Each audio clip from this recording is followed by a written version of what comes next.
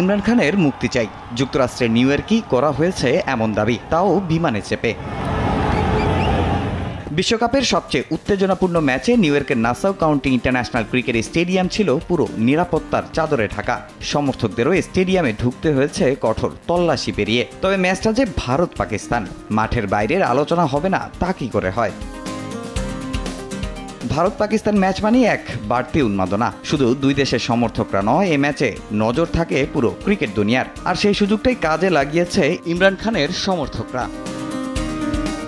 ক্রিকেটাররা এবং সমর্থকরা যখন গাইছিলেন পাকিস্তানের জাতীয় সঙ্গীত, তখনই ভেন্যুর উপর দিয়ে উড়ে গেল একটি প্রাইভেট প্লেন, সাথে ব্যানার। তাতে ইমরান খানের মুক্তির দাবি ইমরানপন্থী বিমান চালকের।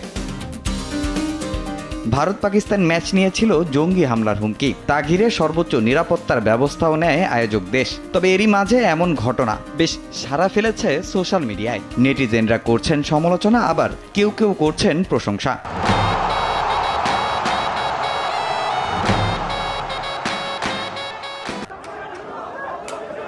রাজনৈতিক ইস্যুতে দীর্ঘদিন ধরে জেলে বন্দী পাকিস্তানের প্রথম বিশ্বকাপ জয়ী অধিনায়ক ও সাবেক প্রধানমন্ত্রী ইমরান খান। তবে দেশটিতে তার জনপ্রিয়তা আকাশচুম্বী।